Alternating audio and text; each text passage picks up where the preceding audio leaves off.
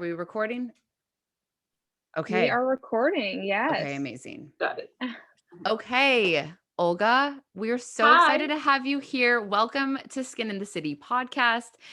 I want to just jump right into things. I feel like you are an OG in this industry. I am such a big fan of yours. I have been following you my entire esthetician career. I think probably Oh before my that. God. Thank you so much. I'm sure it's, just, us estheticians just sitting in the room doing our job. Yes, but we appreciate that so much. And I feel like you've paved the way for so many of us. I mean, I started really paying attention to you. I feel like when you really hit the scene, when you were doing the red carpet facial for Halle Berry, I feel like that's when I really started to pay attention. So if anyone listening doesn't know who you are, could you introduce yourself and tell us like a little bit about yourself as an esthetician? So my name is Olga Lorenzen, and I've been an esthetician for over 25 years. And while I no longer do facials on a general public per se, I feel that anything I have done in my life, from later on creating a brand and a product, so whatever I did, I absolutely felt that this was incredible profession. I always loved being an esthetician. I still do occasional facial here or there, maybe just on a friend, but still I have that need to put my hands on somebody's face. Of course, industry changes from time that I started to now, but not really significantly. Yes, maybe we have more technology. We have a better ways to achieve the results faster. But there are certain things that is so unappreciated still about estheticians. We're the true game changers. I've been in the industry over 25 years, and I have rarely seen a dermatologist, even in a top, on their, best of career, putting as much effort as we do. Now, like anything else, like being a doctor, being a, car mechanic, you have people who are incredible at what they do and maybe not incredible at what they do. Right. But those people in top 1% of estheticians can do literally what most people cannot. I don't care how many medical degrees they have. We have ability to take the time to look into somebody's skin. You know as well as I do that we leave a room thinking about somebody's skin. How can we fix it? What we can do about it? And this is a kind of dedication that you don't see in many professions. Estheticians have passion. Yes. We absolutely have passion for what we do. And, I could see with you guys, with this new generation, how incredible you are. And that passion is even more with the younger generation, which I'm so glad to see that. Yeah. And so. I mean, I couldn't agree more. And I think, I've talked about this a lot in my career, and I came from a medical spa background before I owned my own spa. I'm kind of in a similar situation to you, that I'm not putting my hands on as many faces as I used to, but I think the power of estheticians' hands and we have so much power in our hands, more than we even give ourselves credit for. Yes, you need the machines and the lasers, and there's all these tools, but I think we do, absolutely. We do, and they're so fun, right? They're so fun, but at the end of the day, we love toys.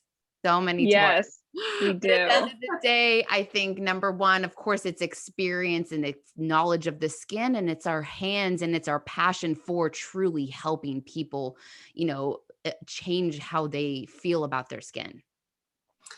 I just love it. But when I started, everything was different. Just think about it. Yeah. I started in this profession where we didn't even have retinol. Right. Hello. Wow. I mean, treating acne was not easy. We had like sulfur or zinc or something. I don't even remember, but it was difficult. And then retinol came on, and it was like, wow, game changer. And then later on alpha hydroxy. And then, all that is great, but I also find that estheticians are one person that you go to where they can incorporate other professions. We absolutely know, and we should know, when to send somebody to endocrinologist, when to send somebody to dermatologist, or versus to cancer specialists to check their moles. Yes. So we are the entry point. We're the gateway to all your beauty. Whatever it true. is that you need, esthetician is a gateway to that. Because I can't tell you how many times I think in the last year prior to COVID, I think I had a client, they said endocrinologist, and it was she had a Crohn's disease, and I can't identify Crohn's disease, but I could just see how her skin is not doing well because of other issues. I had no clue what it is, but I sent her to the endocrinologist so this is the kind of stuff that only you have that entry point. Your skin is not well. You have somebody who's talking to you for a very long time. We spend with the client anywhere from 50 to 80 minutes. I mean, this is incredible opportunity to find out about people's nutrition, their habits, their medical profile. I mean, we need to know that. So yeah, I mean, I love being an esthetician. I really enjoyed it. Like anything else, after a while, and especially when COVID came around, I was like, oh, I need to hang this up. We were shut down for a year. And I worked so hard on the brand. And I was like, I can't see myself training somebody again. Right. And spending that much time. But it's great. I love helping other estheticians. Talking to them, seeing if there's anything that I can always help or point them in the right direction but honestly, this new generation, the only thing that I don't like sometimes, because of the Instagram. I know. Oftentimes, young estheticians feel they're all that in a year or two after finishing the school. Oh, set them straight. No, you're not. No, you need minimum of 5 years hands-on experience before you should even say boo. Yeah, just think about it this way: 10,000 hours minimum per skin type. Then speak to me, because all these ridiculous memes, nonsensical messages, just stop. Just be the person you could be, which is an amazing professional, but put in some time. But in the time, we agree so much. I've been 100%. I've been in this industry 15 years. I started before Instagram. And, I think Instagram is such a great tool to build a clientele. It's such a great tool for businesses and for brands. But there is this misconception that you're supposed to get out of esthetician school and know everything. And either you think you're all that, or you think you're awful because you see these other girls or other estheticians perceiving themselves to appear to know everything. But there you guys have it. Olga said it. And Olga put in the time. And also, please, don't be intimidated by estheticians who literally cut and paste information and put on Instagram. Thank you. You can tell when the information is not genuine. Yeah. Because imagine the amount of knowledge I could be posting on Instagram daily. I don't, because it's really irrelevant. You all need your own path, and client needs to have its own path. Absolutely. With the esthetician they go to.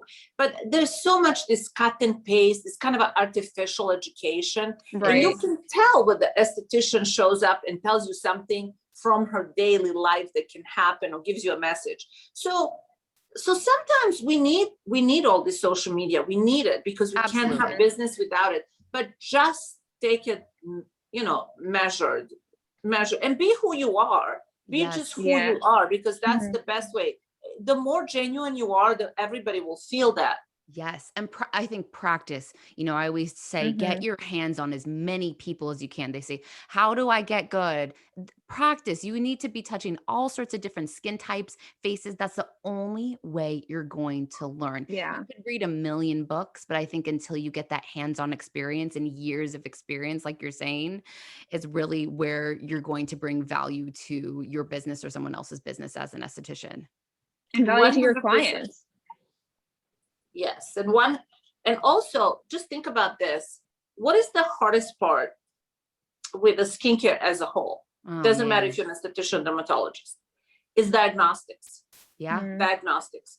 You can have all the knowledge, the absolutely incredible, I'll take you into the weeds knowledge about peptides or stem cells or vitamin C, whatever. We all know.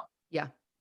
But on the end of the day, what is the ultimate success for anybody who is in a skincare business? I don't care where you land. Right. It's diagnostics. Yeah. And how do you get to be good at diagnostics? Well, first of all, it's very difficult. Sometimes it is kind of a little bit of a talent, right? Absolutely. There's a natural gift that some of us have, right? Yes. Yes, Yeah, you have to be absolutely. connecting. Yeah, connecting. And also, you know, it's just like when you go to a really good doctor and he they can run understand. 5 tests or maybe Yeah. 15 tests, but he just knows to run that one test Mhm. and he nails it. Okay, Yeah. so that, but on the other hand, even if you're not phenomenal at diagnostics, the more people you do, the more hands you put on other people, you start to develop this feeling for that. Yes. And you see 100 cases of acne. You Oh my have tried this, all of a Mhm. sudden the pattern will emerge. Right. I could see that this is really working.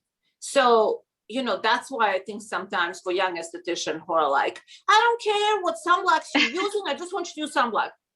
Come again? I have worked on hundreds of clients with acne. It is important. Yeah, Pick a sunblock absolutely. that is less oily, that it had, so that you can help them out. So Right. some of the messages that I hear, I kind of really crazy, and it's not really good for their clients. Yeah. But overall, the young upcoming estheticians, and I consider you one of, I mean, consider all of you younger than me for sure. It's We incredible. can't tell because you look amazing. Well, You do. You do. It's all those acids. It is all those acids. it's all those facials and sitting in a dark facial room, not going out in the sun. I know. I mean, I spent years just in a small dark closet, room, dungeon. right? Yeah. Okay, let's talk about that for a second, because I feel like, again, so many people glamorize being an esthetician. And don't get me wrong, I love being an esthetician. There is some glamour that comes to it, but we work our asses off. We work so hard day in, day out in that dark room with client after client. You know, I think that's another thing. Like, I see these new estheticians talking how they're exhausted, and I'm like, well, call me in 15 years. I'm really tired.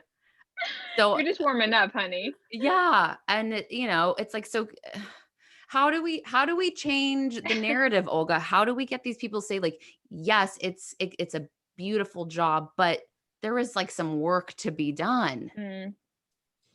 You know, I don't know. I mean, this is difficult. And clearly, I'm a different generation than yours. And my Yeah. work ethic is really kind of that hardcore, old school. You know, on the height of my career, when I owned Kinara Spa, you know, this was like 5,000 square feet on Robertson Boulevard. You know, Wow.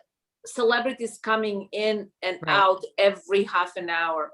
Guess what? I still had a facial room. Okay, at this point was maybe Yeah. a little bit bigger than Ula because Okay. I was the boss, but all our facial rooms were beautiful with windows. I'm sure. And you know, when our housekeepers didn't come, I was the first one to clean my floors. Of There course. you go. I was the first one with bleach, getting down, Scrubbing the going- toilet. Yep. I mean, Yeah. it's Uh. like, I think when you're an esthetician, there's a little bit of, you know, OCD about cleanliness and all Yes. that. Mhm. There But- should be. But it should be. And you know, I don't know how to say this. Working super hard and also being glamorous is not, you know, mutually exclusive. I mean, It's right. excluded. Like you Yeah. can do both. Yes. Part You of the can esthetician being glamorous, that glamorous part comes from your knowledge and ability to change somebody's life. Yeah. That's glamorous. So It people is. love you. People will invite you to the parties. I was in Hollywood, so yes, of course, I seen that first. You know, I would course. get invited to the premieres just because I Yeah. could fix somebody's skin. That was kind of crazy looking Great. back. Yeah. That's awesome. I mean, but so this is where it comes being glamorous. That's a part of being glamorous. And let's face it, I didn't realize that when I got into this profession. Everybody wants to be in beauty. Everybody. It's kind of crazy, It right? is. It is. No, that's why we have everybody on their corner wanted to have a brand or beauty line or something. But beauty is glamorous in that Mhm. perspective. It is. What we do daily, it isn't. It's It's a hard work. grind. It's a grind. It's a Yes. continuous grind. Now, just like anything else in life, either you love it or you don't. You don't think that being an architect, it's a grind? Absolutely. Of That's a course. grind. Of course. So what else? Being an accountant, being an architect, being a teacher, it's all a grind. It is. Yeah. Yeah. So, and we are all so different. I know estheticians who are very talented who get into it, and 2 years later, it's like, oh my God, get me out of it. Yeah.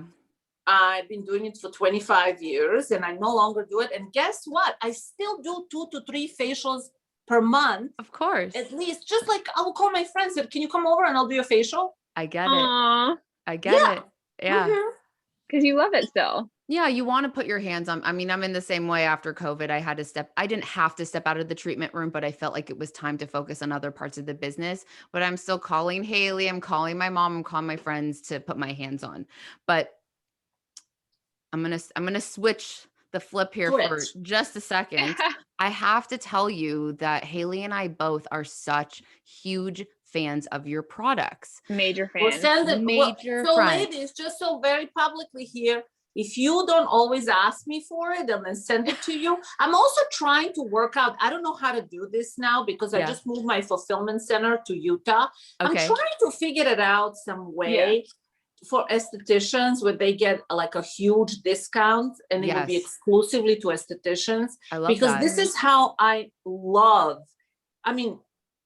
of course, and how much respect our profession. So I'm really working on it. But That's for you guys, exciting. of course, just text us and we'll Oh, send you're it so to you. sweet. You're Thank you. so sweet. But yeah, we get so many products sent to us. And when we got your products, I mean, Haley and I both were using it like weekly, Once like a week. once Yeah. a week. At least. Yeah. We don't Thank do you. that with a lot of the products. So your products No. are absolutely beautiful.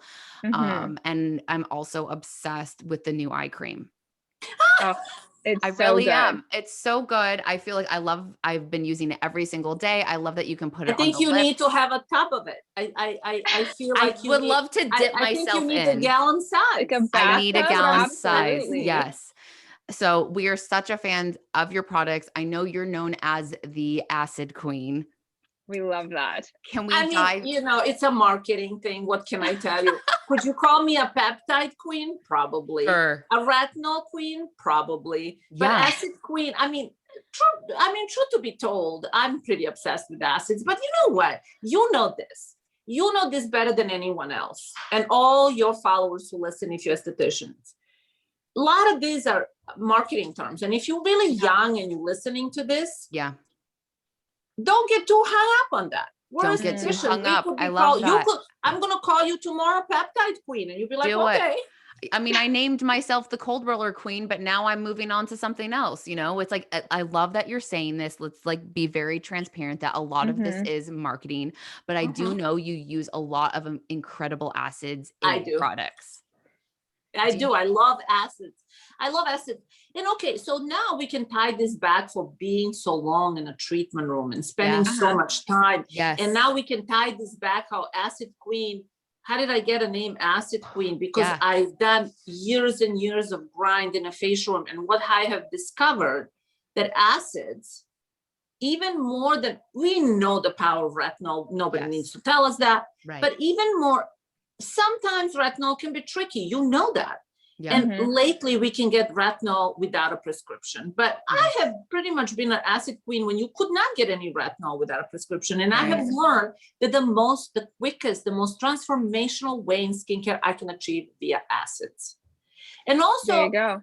Just for you guys, so you ladies are in Los Angeles, so you know everything that I'm saying, you're not surprised. But if you're not in Los Angeles and you listen, and here is one part how my job was never that glamorous. People would say, oh my God, Olga's like prepping people for the Oscars. Also, those same people that I was prepping for the Oscars would come to me and say, okay, I can break out, I can be red. My skin has to be perfect and I have 2 weeks. We all know that's impossible, right? Impossible. Yeah, miracle You worker. all know that's like some kind of a dream, unless you already came to me with good skin. Yeah. But if I could do anything to be as transformational as possible, to closest to the date, it would be acid.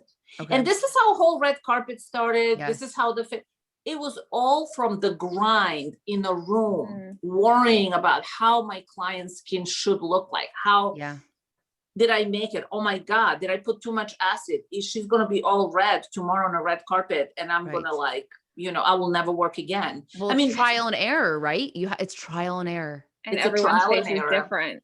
And yes, everyone's different. And I love, I was reading your bio and it says, you're talking about synergy and not percentages. And I feel like, again, estheticians, we get hung up. Well, this is a 20% lactic. It's like, that doesn't matter at the end of the day. I think enough with the numbers. It depends on the person's skin. And I don't know if you guys do this, but when I was always training estheticians, and this always gets a little funky in the beginning when I would hire somebody, I would say, you're going to have a couple of complaints. Don't worry about it. That's just what it is. It's almost like it's a given. You will get Right. that. But I would sometimes say to my estheticians, okay, so we have used this lactic acid, phytic acid, mandelic acid. Let's say you did this little peel prior to extractions, right? Right. Now you have done extractions and you're looking at the skin and you're like, oh God, it's still so oily and thick. Well, okay, no worries. Why don't we throw another little peel layer? Okay. From a different, sometimes I would use my own brand, Professional Red Carpet. And then I would use, let's say, is it Pavonia? What is that? Glow peel, and it was like a really high percentage lactic acid maybe. And I would mix all these peels. And I would say, facial is a long time. It's 50 minutes or an hour. Yeah. You can, start pulling those layers off slowly. It doesn't have to be one peel. It could be two. It could be a light microdermabrasion with a very light peel on top. Reassess. Do we need more? It's sometimes almost like doing little by little is better than doing a lot at once, because you can't go back. Yeah. Right. I agree 100%. You're kind of chipping away. You do a light layer of lactic. You see, how are they reacting? Like you said, are they still oily, or did they dry out? Did they get red? You have to pay attention. And like you said, every single person is going to be different. And you could be seeing the same client do the same thing and they could react different because maybe they tried a new product. Maybe they're on vacation. Maybe their hormones, right? There's so many factors. There's not this one and done for everyone's skin.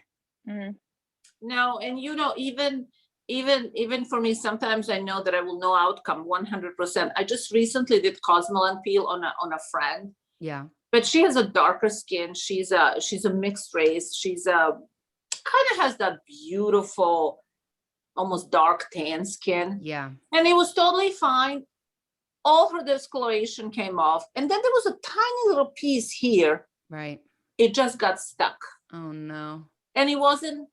And so I was so miffed by the whole thing. So I sent her to my dermatologist, and he looked at this and he said, I can't figure it out. There's absolutely no reason for that. And eventually, of course, it went away. Yeah. And it didn't bother her that much, but I was so fixated on it.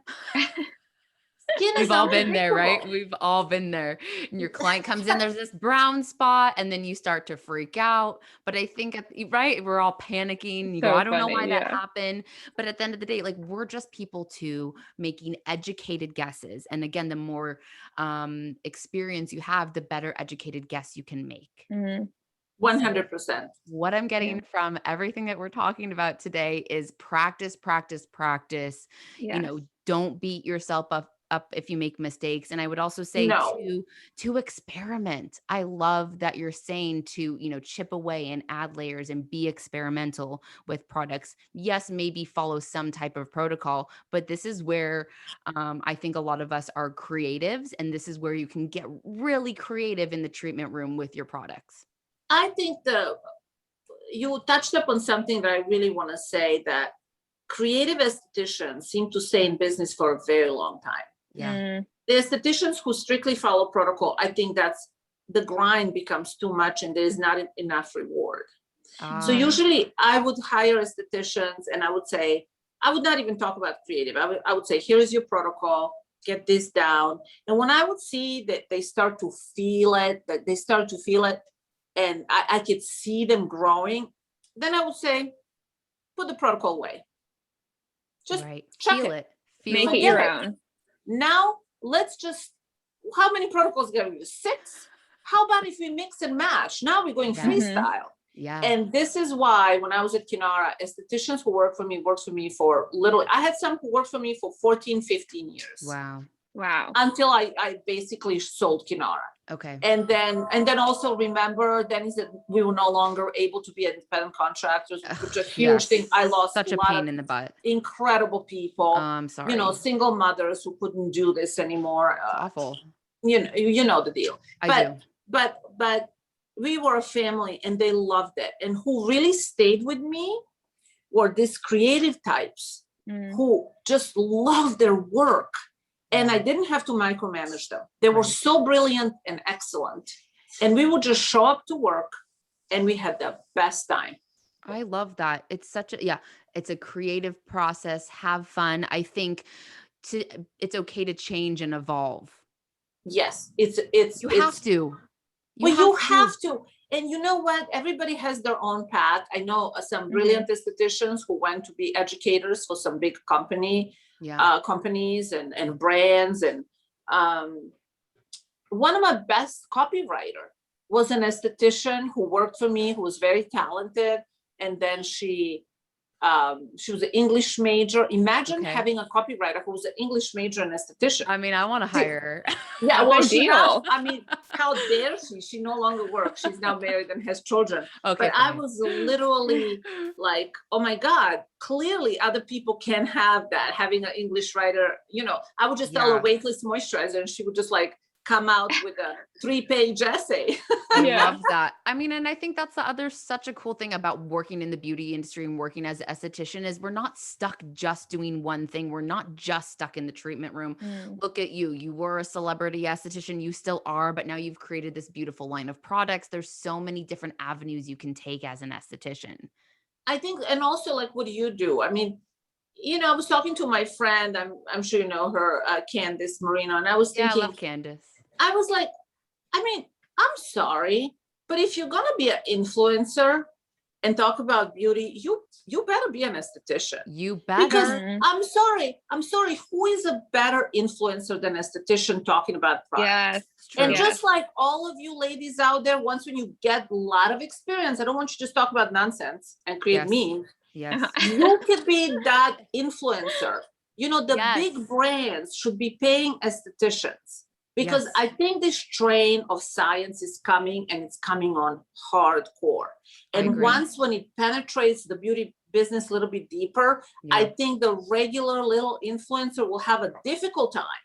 And estheticians will see a complete reemergence because like when I want somebody to talk about my brand, I want an esthetician to talk about my brand. Yes, of course. I mean, I also love, if a 15-year-old wants to like do a TikTok, I mean, great.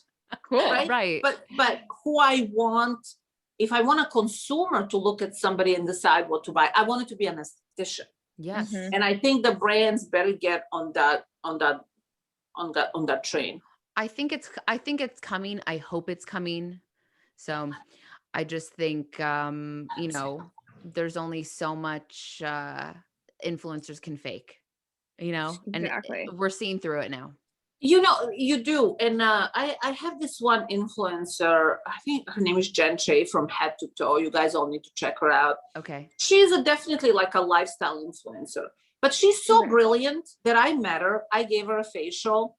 I gave her so much information that I thought she would never able to digest because it was some serious information about her skin. And then she did a complete YouTube channel without me. With your saying exactly what I said. Wow.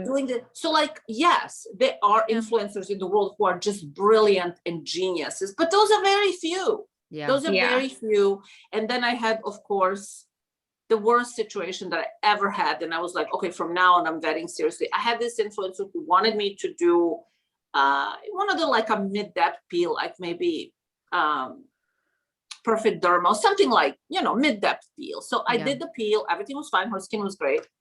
And then she did something completely ridiculous on her own.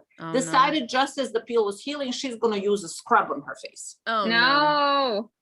And she was actually putting this very publicly. And then all these people were saying like, well, please don't do that. And I had to send her a direct message saying, okay, this is embarrassing. Yeah. It's embarrassing for me. It's embarrassing for you. This is not what you do. Because, and this is the kind of stuff that if you're not really in a beauty, you don't Mhm. know, and you're just kind of Mhm. randomly flying out there doing stuff. And so another thing for influencers, I think influencers should have their mentors. For Yeah. example, if you Mhm. want to be an influencer, they should have probably people like, wonderful estheticians out there, maybe paying them a small fee so they can Yeah. educate them Yeah. on Mhm. what is happening so they can speak about it. I agree Absolutely. 100%.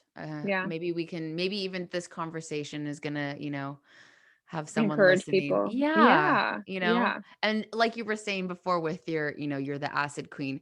Beware, and I love that you're the acid queen, but beware that a lot of things are marketing terms, right? And I think as estheticians, we need to be looking at it not as a consumer, we need to look at it from a marketing standpoint as well.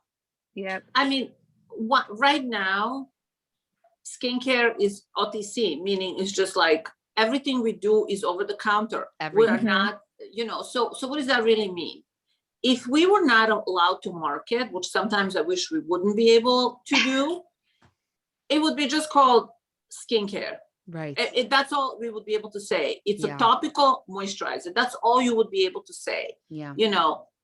Terms like clinical. I use term pro grade. It's completely marketing because it's not regulated. I want somebody Exactly. to regulate it pro grade. I would Pro love that. grade means a lot to me because I Yeah. use this product in my facial room for years. Yeah. So I would Mhm. love for somebody to regulate it so I can apply and defend what am I using pro grade. But I'm Absolutely. using Absolutely. random brands who just come on the market and say pro grade. And I'm like, well, how are you pro Us grade? too. It's just what it says on the Prove label, it. right? We can put Prove anything it. we want on the Prove it, label. right. Yeah, prove it. Yeah, we need some regulation, but it's not going to happen because Probably not. it's so, skincare is profitable for the big guys who have Mhm. millions of dollars. They come to the market, they clean up, and they can call whatever they want. Yeah. Some Yeah. brands, of course, amazing. My social media director told me the other day something I didn't even realize. She told me, she said, have you noticed how all the really amazing medical brands have hardly any followings? And then just seemingly, commercial brands have Yeah. millions, Millions. hundreds of thousands of Yes. followers, Yes. which is a really interesting thing Yeah. how science and knowledge is not easily disseminated. It's not. Mm. It's really not. And you put a Yeah. pretty package, which, hey, I love your packaging. I'm all about the Oh, it's all packaging. changing now. So Is let's see it? what Is you think it? later. I've been loving the blue of the eye cream. It's been my Yes. color So recently. that's It's gorgeous. basically what we're going into. Right. Yeah, Got but it. it's a lot Blue and coming. gold. We will be sending you more stuff. Oh, you're a doll. Yay!